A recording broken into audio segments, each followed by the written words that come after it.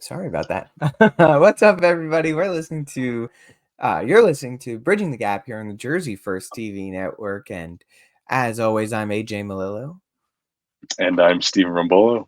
And you can check out all of your Jersey First related content on jerseyfirst.org, where you can also sign up for our newsletter and sign the pledge of keeping Jersey First. You can check us out on Jersey First TV on YouTube, on Vimeo, or on the jerseyfirst.org itself.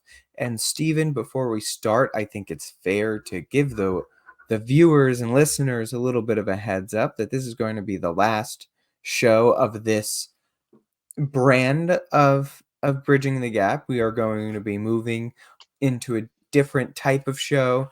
We're moving and shaking, making some changes. Hopefully people will like it. So we're going to be taking a little bit of a break for the first couple of weeks of the summer, and then we will be back with more content soon.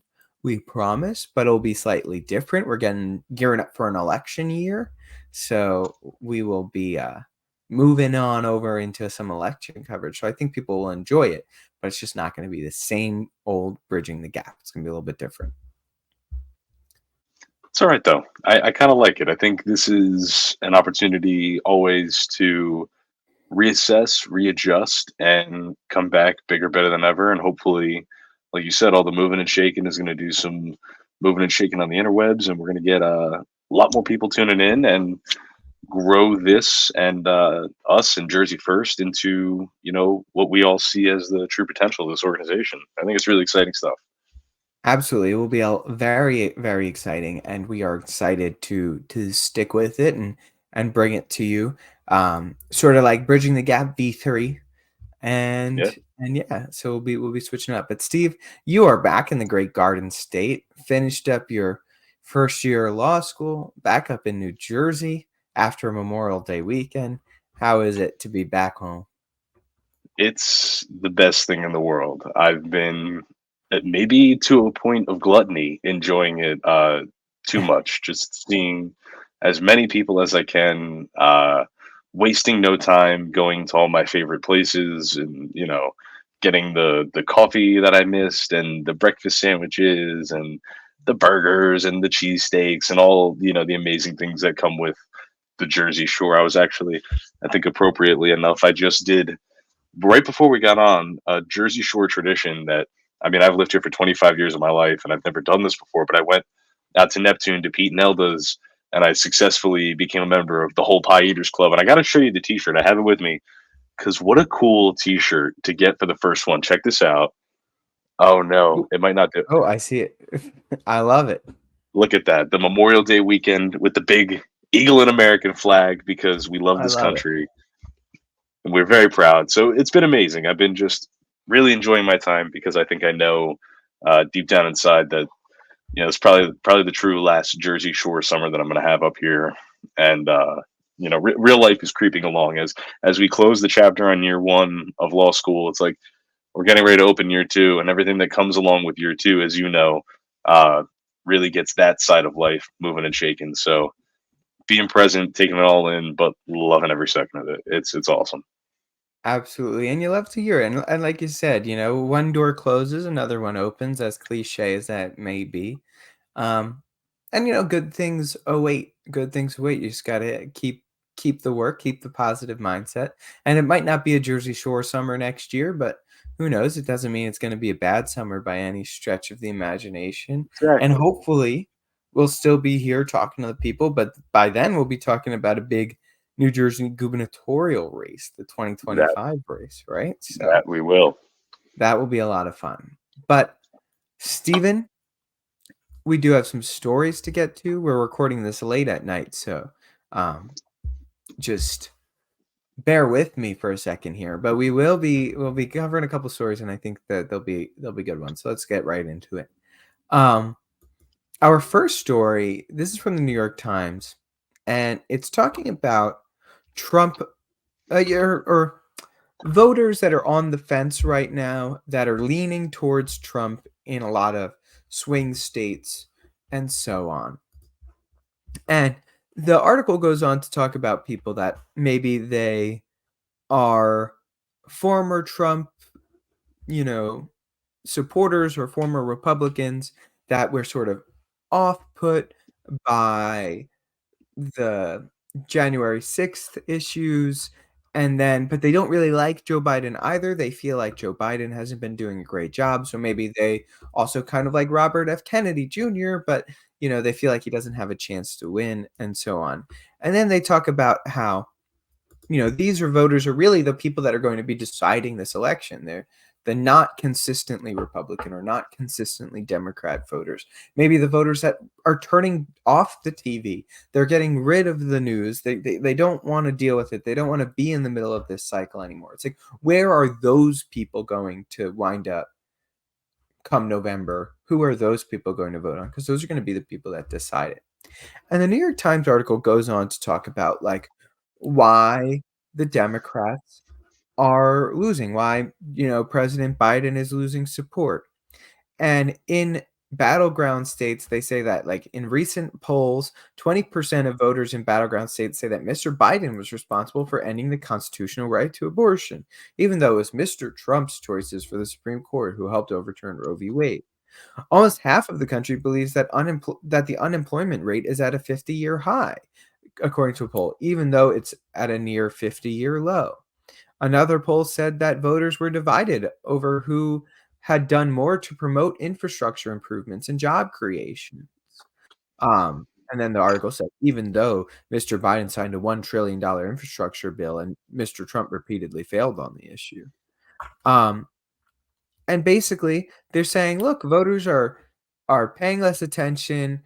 Those that are paying less attention are younger, they're working class, and they'll likely engage in the race later. So, Stephen, I kind of want to talk a little bit about this because it's talking about how younger voters, middle class voters are the ones that are kind of disenfranchised in this race. And they talk about how people are so misinformed about the successes of the Biden administration compared to the failures of the Trump administration. And I would say, like, even if we're taking what the New York Times is saying at face value, and this is a New York Times news article, I might add. So, they're clearly being very objective and news oriented here. But even if we were to take like their clearly skewed unemployment and jobs numbers on their face as true, even if we were to take their sort of attacks on who is the cause for Roe v. Wade being overturned as fair and accurate, that it's Donald Trump's fault that the world is falling apart, even though now more states have enshrined in their state constitutions the right to an abortion than previously, but that's still a bad thing. Even if we take it at face value that Donald Trump did less for infrastructure than Joe Biden, and so on and so forth, and you understand the point that I'm making. The fact of the matter is that people aren't feeling how great the media is trying to pretend that this administration is. And why is that? And they're so confused by it. They're like, why do these people not just believe us when we tell them that things are going well and that things were worse, now at this point, say 6 years ago in the middle of the Trump administration. And it's like, maybe because politics aren't about numbers, or isn't about numbers, excuse me. Politics isn't about, what the spreadsheet necessarily says. And I think this is the problem of the like early 2010s Republicans, the New Deal, or the Tea Party rather, Republicans, because they tried to make politics about spreadsheets and numbers, and that's not what politics is. Politics is about feelings. How do I feel? When I wake up in the morning, am I happy to be going to work? Am I happy? Do I feel like I can go to work and the dollar is going to get me far? The hours that I'm putting in are going to be good investments for what I'm getting out. And people don't feel like that right now. And I think that they forget that people did feel like that 6 years ago. One of the most shocking polls to me, exit polls from the 2020 election, was that people said that they were better off than they were 4 years prior under Donald Trump. People said they felt better off, and Joe Biden still won that election. That, to this day, shocks me to my core, and it makes no sense to me. And there could be reasons why it shocks me to my core and makes no sense to me that we don't necessarily have to get into right now. Mostly because it's just shockingly nonsensical. But and and and people don't feel like that right now. And then the New York Times sits here and it's like, but look at these numbers that are like, I won't say fabricated, but like without pretense, um, good on a surface level. And it's like, this used to be the party that understood that politics was about how you felt and not about necessarily what's going on in a spreadsheet. And that has completely changed. Completely flipped on its head. The Democrats were the populist party. The Democrats were the party of the working class. The Democrats were the party of the people. The Democrats were the party of feel. And that has completely changed with Donald Trump taking over the Republican Party. The Republicans have become the party of the working class. They've become the populist party. They become the party of feel. And all of a sudden, the media thinks that's a bad thing and says, look at the numbers, look at the numbers. The numbers say otherwise. Look at the spreadsheets, look at the statistics. And it's like, people don't care about spreadsheets and statistics. They care about how they feel in politics. And you used to understand that. What happened, Steve? What happened? That's a really big question to I just know. throw out there. If anybody has an answer, it's you. Yeah, thanks. I appreciate that. I hope hopefully I don't disappoint. I think truly so I think a few things. One, impossible to ignore, right? In my opinion, when I'm looking at this issue and I'm thinking about why this attitude shift is happening. I think first and foremost, you have social media, which plays a tremendous role in elections. And I think it's really interesting because Donald Trump was really the first candidate in political history. And I remember when he was running, it was like, and people joke about it now, like, oh, I would take the mean tweets again. But I don't know. Let's flash back, almost 10 years to 2015 when Donald Trump was around and people were legitimately up in arms. I was one of them about the things that he would get on Twitter and say. And we saw firsthand exactly how this kind of media was going to begin to influence elections and the way that people view candidates. I think what we look at now, like I said, we are 9 years from, the real start of this, which happened with Donald Trump, where we have platforms like TikTok, which are tremendously, and I would say almost flooded with information from all different perspectives and all different viewpoints. And there's no real traditional media control over the information that gets disseminated over those platforms. And unfortunately, more people are more likely to tune in to X or TikTok than they are to CNN or MSNBC or Fox News. And so the people on those platforms, I think, are the ones that right now control the narrative and really, you know, prop up and facilitate the conversations with Americans that Americans want to have. And there's a flavor for everybody. All of these platforms, I really do believe, are inclusive, and there's a space for every person of political persuasion, belief, ideology, whatever you want to call it, to get on there, engage in their little, echo chambers, but also explore the options there if you want it. And so, with the media, classic media, your CNN, your Fox News, what these people are doing, your New York Times, to make it, pointed to this conversation, what these people do is exactly what you said. They look at these sources of what I would say were like traditionally reliable markers of people's attitudes. And it's like, that's cool. CNN can show me a poll that says, 50% of Americans feel X type of way. But when I walk out of my house and I talk to my family and I talk to my neighbors and I talk to my friends and I look at what my friends post on social media and it's completely different than that, I have a hard time believing what CNN is telling me. And I think that's exactly it. I think that people are too involved, this is good or bad, in other people's business. And we really do hyper share and we get to see how all of these things interact with each other and the way that it all plays. And I think it really gives people an informed opinion, and it makes it hard to pin down. And a lot of times these informed opinions are really contrary to what the media, mainstream media, wants to say, because mainstream media has certainly an agenda, as we were very clearly able to identify by the way that that article was even written. They have a clear agenda and who they put their support behind. And I think if you're going to engage in media and you're going to trust people, acknowledging the bias is ultimately my thesis as to what this cause has been, what has caused this shift in opinion, right?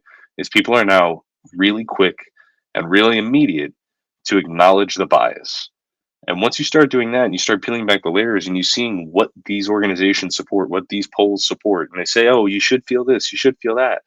I have a hard time believing it because you're probably bought and paid for, by the candidate that you're telling me I should feel more free under. Like that, it's very clear. It becomes a sort of a game when you really pay attention to it and you see how deep it goes. And so I think that's a huge part of what's caused people to have this change in heart.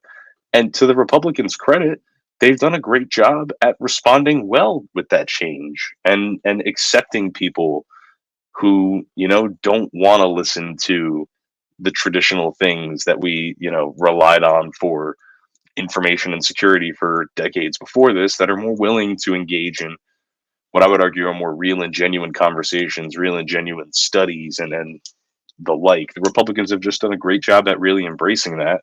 And I think, like you alluded to, largely because of the way that Donald Trump is and how he operates as the leader of the party. Joe Biden's just simply incapable. Yeah, Steven, I just we have some other stories that I want to cover, but I just want to kind of jump onto that to make one point because you had said like, talking to your neighbors, walking outside and actually interacting with people and seeing how they feel is like a big part of this. It's not just about what the polls say, it's not just about what the numbers say or what, the Harvard Harris poll is reporting.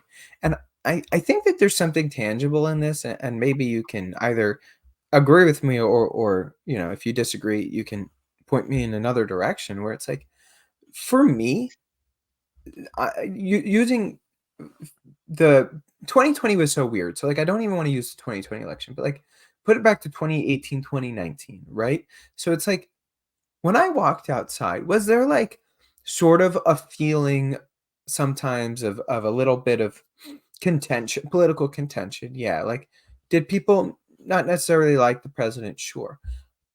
But overall, I felt like everybody was like doing well.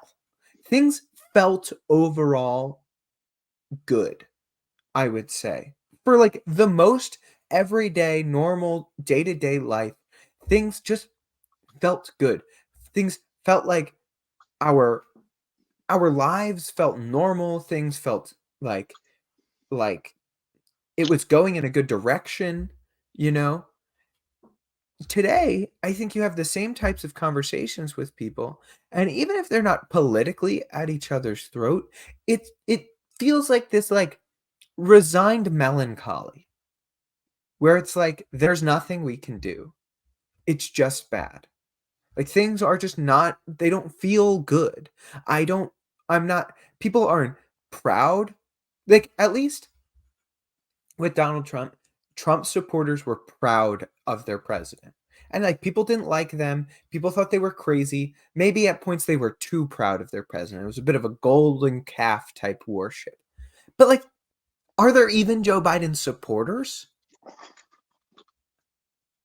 Like, can you even point to someone and be like, that guy loves his president and is super proud of his president? And if you can find them, good on you, because they're few and far between. And it just feels like right now there's this malaise that people are living in where it's just kind of like this dreary day to day, do what you have to do to survive and pray that maybe someday it'll get better. Like, I think that people that even genuinely didn't like Donald Trump, and you prove to me if I'm wrong, because you didn't like Donald Trump at all at this time. But like, even those people overall in their day-to-day life when they weren't thinking about who the president was, like things were good. Things were good. And I don't think that's happening right now. I don't think that's how people feel right now. I think you're completely correct. And as you were talking, I just started writing down some things that were jumping into my head because I would agree with you. I would reflect on that time, and I stepped out of the house without a care in the world about a lot of things. Like the only thing I had to be upset about was, did this guy call, Rosie O'Donnell a pig again, and did he say something like mean to Marco Rubio? Like that was the extent of what's going on. But now people in Joe Biden's America wake up and we have to worry about the millions of illegal immigrants that have floated over the border, the poor economy that we're in. You have divided the public quite sharply because of our involvement in two international conflicts in Ukraine and Israel. Like there's just generally a lot more doom and gloom that this administration and their poor decision making have brought to the American front door, and we wake up every day and we look at it, and it's helpless. We feel helpless because half the country is screaming one thing, half the country is screaming the other thing, and Joe Biden's 84 years old, deaf as a doorknob, and it seems like he doesn't hear anything, and he just does whatever who's telling him to do wants him to do anyway. And I think that's the frustration in this country, is that there's so much more happening in the world around us, and we have no control over that or what's going on here. And at least with Donald Trump, you can anybody who refutes this argument is just plain out wrong. There was certainly less international conflict. We kept things at bay internationally. Americans did not wake up thinking about problems overseas the way that we do today. And for the most part, things in this country were pretty peaceable. We had, obviously, as we do every year, regardless of who's president, a violent riot, a protest here and there, whatever it might be. But all things considered, it seemed like everything was at bay and at least under some sort of control.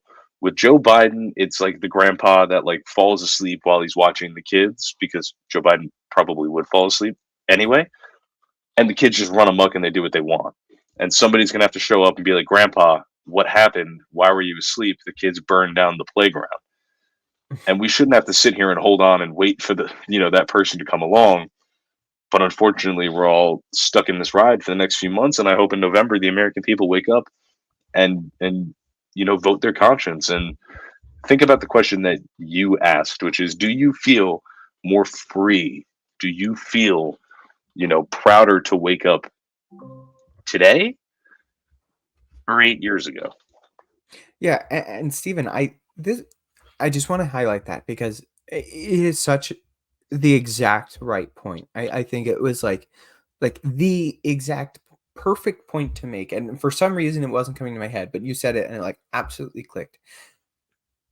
You're right, because 50 in 2018, 50% of the people were screaming about this, 50% of the people were screaming about that, but there wasn't an influx of people coming across the border into New York City and Chicago and Martha's Vineyard and Boston and Miami and name the city and Los Angeles. Like there wasn't this influx of people coming in. There wasn't two active foreign wars. There wasn't, inflation wasn't at an all-time high. Unemployment rate, like they talk about these unemployment rates being at 50-year highs, and it's like, yes, because you're trying to rebound to the literal all-time highs that they were back then, that we cut out all of the jobs during COVID, so we artificially deflated the economy, and now we're bouncing back to where we were pre-COVID under Trump, right? So it's like, were people screaming on the edges about everything? Yes. But in like the real world, things weren't falling apart around you. And today they are. They feel that way. Exactly like you said. You wake up and it's like every day, half of my Instagram story is talking about, how the wonders of Gaza, and the other half is talking about the wonders of Israel. I won't say half of my Instagram story is talking about the wonders of Russia. I think most of the people agree that Russia is bad, but like half of it is like, remember Ukraine, and the other half doesn't even talk about it anymore. Right? So like you said, exactly to your point. It's now there's each side screaming about something, but then the actual what's going on in the middle, it's not good even a little bit. Mm-hmm. So I had to say I completely agree. I think that your point is exactly spot on for that. And just since it's relevant, and just to further highlight exactly how divisive this really is, I know, because I know we want to bump onto the next one. This is a quick little poll that I saw today. For the first time since Barack Obama was elected in 2008, right now as it stands, Donald Trump and Joe Biden are tied in the state of Virginia, a deep blue state. The state of Virginia, they're both tied at 42%. And I think it just goes to show, because we talked about it a few weeks ago, how Donald Trump showed out 100,000 people on the beaches of deep blue New Jersey. Like, this is a real thing that's happening. It is happening all over this country. And to act as if it's not true, to act if these people are delusional or whatever it might be, I think is another trick that the mainstream media is playing. And I don't want us to fall into the same loophole, or whatever we're going to call it, that we did when everybody was looking at the polls in 2016 about Hillary Clinton, this, that, whatever. Oh, she can't lose. She can't lose. Like, I just think it's very important that we pay attention to what people are actually doing, where they are showing up. Like, it's one thing to answer in a poll. It's another thing to get, in your car and drive to a location and support somebody. And that's the stuff that we have to pay attention to.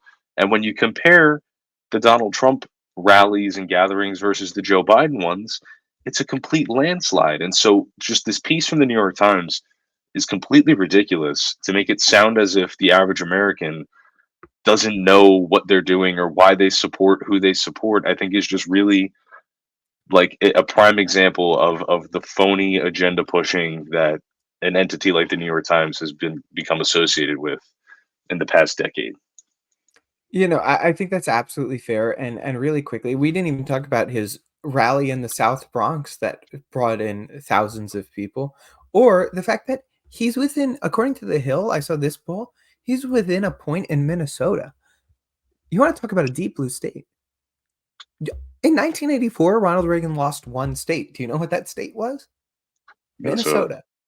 Like, that's about as blue as it comes. And Donald Trump's within a point of Minnesota. I don't know, Steven. I don't know. But let's move on. Talk a little bit about New Jersey itself. Maybe you can hit this story. Talk a little bit about what's going on with the New Jersey Turnpike. yeah, 100%. So this is just a quick one, and we can get, I'd love your opinions on it after the fact, because we have two sides here. Essentially, there was a gathering this past Tuesday, so we're recording this. This is what, Wednesday we're recording? We're Yeah. recording this on a Wednesday evening, sure.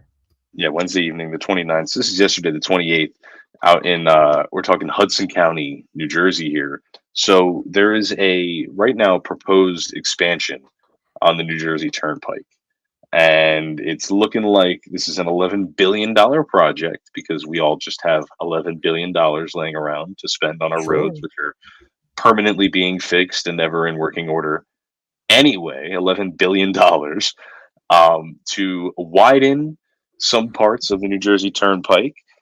They say that phase one would include an expansion with two wider bridges to connect Bayonne and Newark. And so the controversy here is this plan is pending final approval from the Coast Guard, because the Coast Guard is conducting, or they're, working in partnership with the Environmental Survey. So as it sits right now, so long as the plan that is being proposed is up to snuff with the environmental standards and the Coast Guard gives the final check of approval, it's going to go through. However, yesterday there was quite a little bit of a protest. People, residents, longtime residents of the region came out and were arguing in opposition of the expansion, arguing that they would rather have the $11 billion go towards public transportation in the region. So again, we're talking about Newark, Bayonne, these major metropolitan areas, and I think it's a pretty legitimate argument. But the laborers on the other side, individuals in favor of this plan, argue that it's going to bring about 25,000 middle class jobs uh, as this construction is going on. And so this is basically the argument that we're at here. You have the residents who are going to come, obviously in the most direct line of fire, I'll say, in terms of more traffic, more car pollution, pollutants being put out into the air, noise, etc., where they live. And they're saying, take that $11 billion. Let's work on public transportation in these cities. Let's make it easier to get around. Let's make it easier to get in and out. Not to mention, as we've covered many times on this podcast, this is an area that's expected to receive an influx of traffic due to the new congestion pricing rules that are going to be happening in Manhattan. Right across the way, people are going to be looking for alternative routes in and through and around the island of Manhattan. And it's certainly going to affect traffic patterns here. So that's another influx. And then you have the people on the other side who say, well, it's going to make it easier. It's going to alleviate some of that stress that is going to be brought into the region because of the congestion pricing. And also, it's going to create jobs. Public comment is open until July 11th on this. So we have at least another 2 months before we really get a final decision on whether or not this is going to go through. But I'm curious what you think the best decision for New Jerseyans moving forward when we look at this issue is. Well, I have a couple of thoughts. First of all, I think it's really interesting about the Murphy administration. I guess this isn't directly the Murphy administration because it's the Turnpike Authority, right? But they're working with the Department of Transportation, I would assume. So the Murphy administration is sort of talking out of both sides of its mouth, where it wants to be the greenest state in the country, and then it's like, but we're gonna put more lanes on the turnpike and pump more gas into the atmosphere. And it's like, okay, fine. So yeah, you're talking out of both sides of your mouth, which, like, whatever, you're a politician, I understand, and it's fine. You're just a crook. But okay, so I say, like, my personal opinion is that we shouldn't be spending the $11 billion to widen the New Jersey Turnpike, but not for the environmental reasons. I think that you take on infrastructure projects, Stephen, when your economy is doing well. When there's extra cash, you can build big, beautiful, more extra things. When the economy is doing poorly, you don't do big projects. When your economy is doing poorly, you should take that $11 billion, and do you know where it should go? It should go right back to the people that gave it to you. And it should go right back into their pockets so that they can decide what to do with it. And they can spend that money to feed their families. They could spend that money to send their children to good schools that aren't pumping them with the nonsense that we've talked about multiple times that public schools are pumping them with. We should give that money to families to do what they want to do with the $11 billion that we're going to use to expand roads, right? And I'm sympathetic to the job creation portion of this argument. I am. But I think that the $11 billion would go to those workers too, and maybe they would find jobs elsewhere. But I think the bigger point is that you build things, you expand during good times, and you contract during bad times.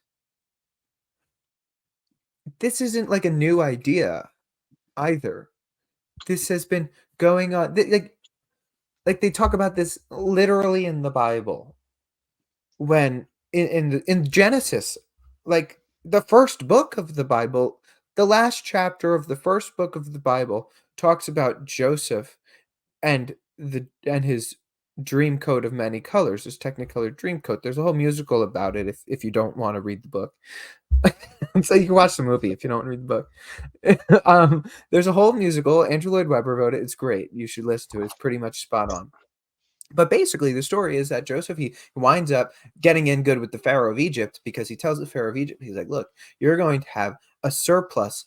Like, things are going to be great. It's going to be a great time of thriving, and everything's great. It's going to be 7 years. And what you're going to do is you're going to save up.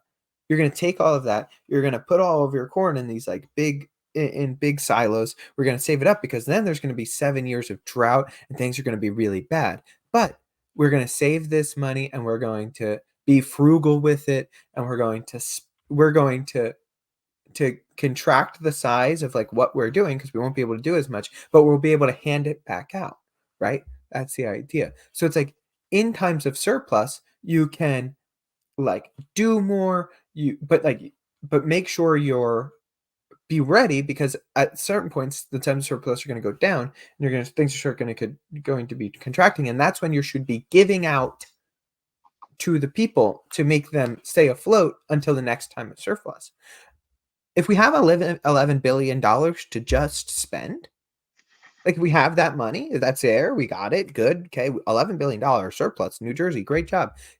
Give it back to the people right now. Don't spend it on roads that we don't really need. I'm completely with you. So I'm not even gonna lie. I didn't even consider the practical argument that you just made of like we probably shouldn't be spending $11 billion on anything, let alone road construction and expanding our roads. And I think that's a really cognizant argument. And I'm also with you. I definitely agree. There has to be there's a sympathetic place surely for the 25,000 like middle income jobs that this project would create. But I really do believe that your position stands to do a whole lot better for the people of New Jersey. And let's be honest, just from super practical matters, is more traffic and construction on the Parkway going to make any New Jerseyan happy? I don't think so. And these are forever projects that would take years and years and years, delays, delays, delays. We know how this all goes. And so I agree with you. I think it's interesting. And I feel like it kind of came out of nowhere. We're talking about, like I said, $11 billion is not chump change. And the public comment period, like I said, only 2 months that it's open till. So I would say if you agree with AJ, it's a perfect opportunity to go on and make a little comment and let them know, instead of expanding the turnpike, instead of making it noisier and stinkier and louder, take that $11 billion, give it back to the people of New Jersey, and let us breathe a little bit. And Steven, who are we kidding here? Like, they don't have the $11 billion, and they're just going to raise toll prices anyway. Like, why are we even joking around? Like, why are you even pretending that that's not exactly what's going to happen? It's like, oh, we got more lanes. You know what that means? Costs more to use the roads. Yep, So, that's exactly it. It's a you're dirty little welcome. game. They've been playing it forever. Didn't they promise us when they built the turnpike and the parkway that once it was built and completed, they would get rid of the tolls? I'm pretty sure they They did, but did. last time I checked, those toll prices just keep rising. All right, Steven, let's get off the turnpike and get down the Garden State Parkway. It was Memorial Day weekend last weekend, so that's what everybody was doing. They were going down to the shore, especially a lot of kids, a lot of teenagers. And Steven, you were down there, so maybe you could talk a little bit about this because the kids be crazy. What happened this weekend in Wildwood? Overnight on Sunday, they had to declare a state of emergency due to what police called a civil unrest after authorities received many complaints about extremely large numbers of young adults and juveniles. In Ocean City, a 15-year-old was stabbed on the boardwalk amid a larger fight Saturday night, ending in several arrests. And of course, in Stephen, your neck of the woods out in Seaside Heights, I'll say our neck of the woods, even though I'm not there, but I'm from the area, so our neck of the 100%. woods out in Seaside Heights. There was a false alarm of shots fired on Saturday night that sent people running, and luckily there was no actual gunfire there, but somebody had claimed the false alarm. And what? Okay, false alarm of gunfire in Seaside Heights. Just so you know, just really quickly before we get into the larger point that I want to make about this story, it's like thank God no actual shots were fired. That story, like, okay, it was probably a kid being stupid, scared a bunch of people, but at the end of the day, nobody got hurt. Thank God. The civil unrest, large crowds of young people and young adults and teenagers, resulting in arrests. All right, that's something to talk about. But the Ocean City story of the 15-year-old getting stabbed on the boardwalk due to fights is the most damning and troubling to me. Not only because there was an injury, but because Ocean City, New Jersey, Stephen, I remember as like the family boardwalk. That's where Yes. the families went. Seaside and Wildwood were more, prom party towns. Um, Seaside, particularly like Jersey Shore culture. Wildwood was like prom culture. But Ocean City was like family culture. It was nice. It's a dry island. Like Correct. you can't buy alcohol on it. And so that's the most troubling and like scariest part here. And I know you'll probably have a little bit more insight about the seaside one. Um, but overall, I guess my question is this: like Memorial Day weekend is has always been a big weekend on the shore. It's like the end of prom weekends. It's the unofficial start of summer. I don't remember it ever being like this scary, where there was possible gunshots, there was stabbings, there was fights, like to this magnitude. Obviously, a little bit of skirmishes here and there, but not to this magnitude. What's going on? What's going on with our young generation, Steven? I mean, it's our generation, a little bit younger than us. We're just happen to be on the older end of this. It's so I'll tell you this much. This was the first Memorial Day weekend since I've been an adult. I got my first job when I was 13 years old, and it was a job with a lovely, Jersey Shore establishment. And so because of that, I worked every single Memorial Day for the past 12 years. This is the first Memorial Day as an adult. I was able to finally take my 2 feet and leisurely stroll the boardwalk and really look at, what came to town. And I was in utter disbelief with every single step that I took, because it was truly unlike anything I'd ever seen before. There was certainly families, there were certainly people, on the piers playing the games, doing the things. But the minute you get out of those, truly highly concentrated family areas, really the private parts of the boardwalk, onto the public boardwalk, there was my biggest complaint truly was kids would congregate. So you would have a group of 7 or 8 kids, and they would just stop in the middle of the boardwalk. And then about 6 feet ahead of them was a group of 10 kids. It's dead stopped in the middle of the boardwalk. And so it's hard to move. It's quite literally called a boardwalk, right? Like you're supposed to free flow, move up and down both sides. And so there's congestion, and it's a very young crowd. It's kids. They're loud speakers, offensive music, probably drinking in their, little Yeti cups and Stanleys and this, that, whatever, acting belligerent. And I think when you mix all of those things together with people whose frontal lobes aren't fully developed, you're absolutely bound to run into conflict and plenty of the sort. One of the things that I certainly attribute to making this problem much, much worse, and when you hear it, it's going to sound bizarre at first, but then hopefully you'll be able to recollect the way that I do. When they legalized marijuana in this state, they changed what police officers are allowed to do when they interact with minors who are in possession of both marijuana and alcohol.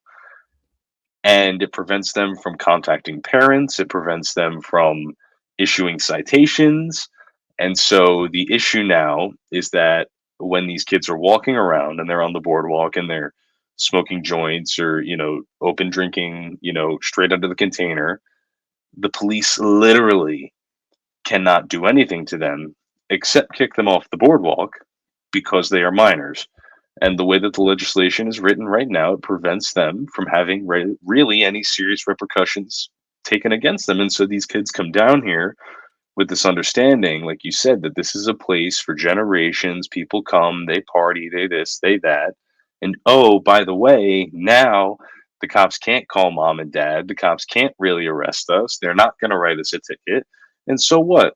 I don't care. I'm 18. I got, I'm headstrong. My ego's big. I'll argue with a cop, this, that, whatever. And they feel like they are invincible to the law, and to the law's fault, they kind of are. And I think that's really what causes all of this is there's legitimately nothing that the police can do. Steve, that's a great point. Something I completely forgot about. I remember talking about it when they were passing the marijuana legislation. Now that you bring it up, that like was complete. I thought it was completely ridiculous then. I think it's completely ridiculous now. Like even when we were 18 years old in our prom nights, I'm sure you remember, like, and you heard stories of like people getting tickets for underage drinking, getting arrested, going down and like in Seaside having to go to like the little Seaside jail that they had. Like, sure, these stories happen, but like your parents were going to find out. You were going to be arrested. You were going to be taken more than just taken off the boardwalk. Like people are going to get fined and cited for this type of stuff. And that doesn't happen anymore. I think that's a great point. My point was going to be this is also a generation of social media, a generation of COVID. And I think those two things mixed together, where it's like, okay, we are forcing people that we just forced at like their most formative years where you kind of learn, like the years that you kind of learn how to be, because they were what, when COVID happened, if they're 18 now, they were 14. Hmm. So they were just learning kind of how to interact with the world around them. Like they were just starting to get that independence of like, oh, you can go to the mall by yourself. Like mom and dad will drop you off at the mall, hang out with your friends, or will drop you off wherever. And like you can be alone and you're not under direct adult supervision. So you're kind of learning how to interact with the world around you. And we took that away from them, right? We locked them in their bedrooms for a year or two. We scared them to death. We scared them to go to school. Then once they finally could go back to school, we said, "You only have to go back to school with some of your classmates, not all of them." We Hmm. also told teachers that they're, like, not allowed to do anything to these kids and tell them anything or inform them of any sort of discipline. And then on top of that this is the same group of people that, like, their aspirations and goals in life is to become famous on famous influencers of some kind. It's not like again, and we sound like these old people, these like, you know, like we're so much like older than these kids, and we're really not. We're what, 5, 6 years older than them. Yep. Um, and so when we were like, it's so weird to say, but when we were say 14, nobody the kid that wanted to be YouTube famous got made fun of, right? Yeah. Yeah. People wanna be doctors and lawyers and firefighters and police officers, like, people still had, like, "normal aspirations," quote, unquote, and now it's like the YouTube kid, the TikTok kid is every kid. So it's like, what's gonna get you the most clout? "Oh, I'm gonna sc" and you're 17 and stupid. "Oh, I'm gonna scream that somebody has a gun and put it on TikTok, and I'll get super famous on it," right? Like, that's the mind process. That's the thought process here. That's the mindset of these people.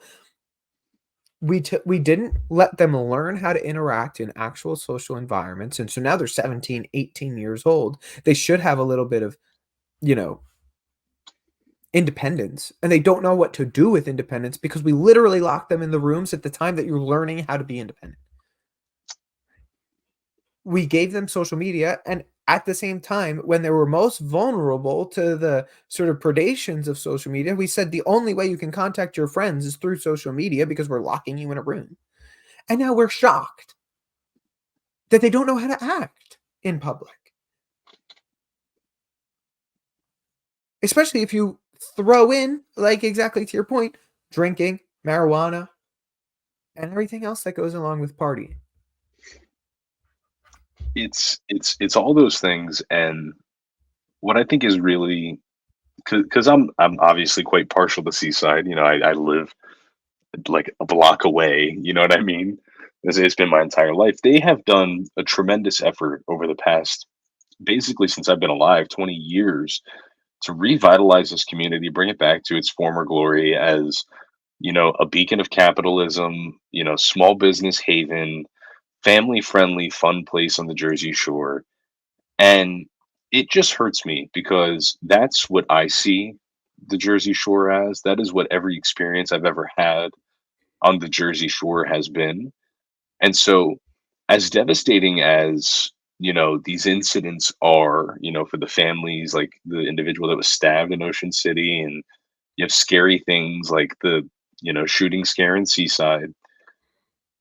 What really kills me about all of this is the attitude of these people is they don't see the beauty of the place that they are at, and they treat it like it's this place to come and destroy, and that's not at all what it is. And that is the true miscommunication, is the image that's been built up just does not align in these kids' heads with what this place wants to be, what this place truly is, what all of these places truly are, which are really wholesome, local small business havens where you can come and you can relax with your family, you can get a great meal, you can see a good friend, you have great neighbors, everybody's got a smile on their face, the sun is out, you go play on the beach, you go to the boat, you get the ice cream. That's what this place is. It's not come down here and trash a hotel room and kick out the windows and get drunk on the boardwalk and start a fight and litter in the streets and hop the boardwalk and pee on the streets and disrespect it. People live here. People make their entire livings, their lives, their families here. And so when you come here and when you visit, you have to come with a respect and an understanding of where you are headed to and what that place is about. And truthfully, as somebody who lives here, if you're not coming with that intention, I don't want you here because you're going to be nothing but chaos and trouble for people who work very, very hard to create a beautiful, happy, family friendly place that's been generations of memory making here in New Jersey. And so these towns have done a tremendous job as it is.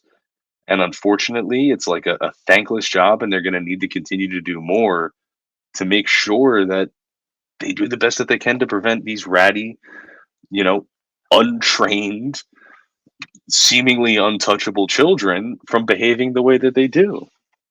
Yeah, Steven, and I don't I'm really struggling because I don't think that we're even looking back at like years that passed with like rose-colored glasses in any way. Like genuinely, No. like you said, you worked for on Memorial Day weekends and just every weekend of the summer for what, 12 years? Yep.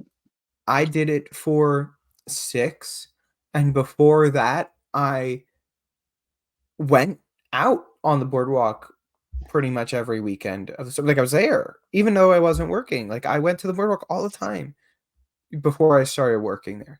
So it's like I've experienced plenty of Memorial Day weekends, and I'm not here to pretend that like a fight didn't break out every now and then, or Yeah. drunken misbehavior didn't occur, and littering and like, but to the scale that we saw this weekend, it didn't occur. And not for nothing, I would say a large part, especially Seaside Heights, a large part of the brand is obviously influenced by the Jersey Shore. But again, we're talking about legal of age individuals participating in legal of age activities. You have 16, 17-year-old children under the influence of alcohol and drugs coming to cause problems. Not to say that it's much better when the 21 and ups do it, but at least at that point, they're allowed to be doing those things. These are Right, and children. the 21 and ups, to your point though, Stephen, when they like start a bar fight, security separates that bar fight and those people get arrested. Yeah, That's not happening here. it is not. It's such a shame. It's really such a shame. And I hope, I mean, at this point, this you really want to sound like old guys. This is like the most old guy thing I'm probably going to say. At some point, I hope these kids just wake up and they look back with regret as to who they were when they were down here at this time and the way that they treated this community and myself and the people that live here and the businesses, and they do better by their kids and they say, yeah, I went to Seaside. You're not going to do what I did. You're going to be better than me. That's the only thing I can hope for at this point. And in terms of practical suggestions, I suggest that the legislature I mean, I don't know if I mean, clearly they haven't worked to fix it, but fix the error that you made when you legalized marijuana in this state and make sure that we can punish these children when they misbehave, because it was a sneaky little trick adding the alcohol thing in there, and that we can't do anything to these kids. And I promise you, you come to any of these shore towns and ask any of these police officers, and they will tell you exactly what I said to you, is that there's nothing that they can do legally to these kids to prevent them from doing all of the mischief and all of the erratic behavior. That's how we fix this problem. But Well, it requires politicians to do their jobs. And we end every episode with this saying, hey, throw our hands up, because people but that should work never want to. Steven, we're running out of time, but like just like one last point with that.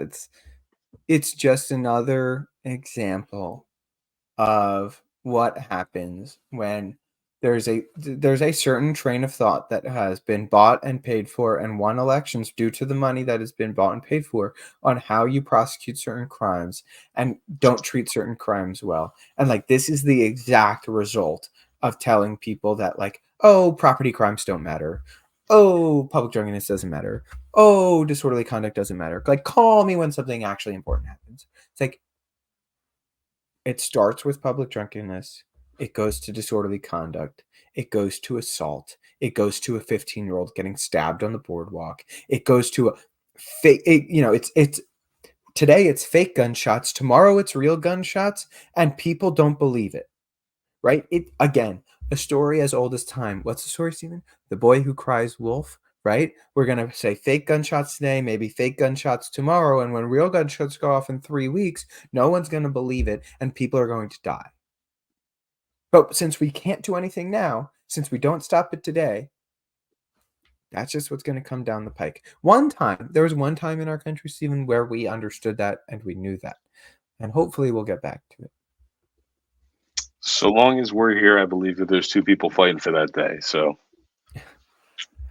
I agree with you, Stephen. But this will do it for Bridging the Gap for the Jersey First TV network. I'm AJ Malillo. I'm Steven Rambola. And to let you guys know again, we are taking a little bit of a break, but we will be back with election coverage for 2024. We are excited.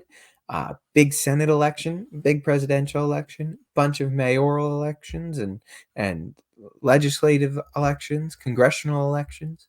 So we will be back with a lot more content coming up. We will talk to you soon, everybody. Have a great start to the summer. And we'll catch you later for Jersey First and Bridging the Gap. See ya.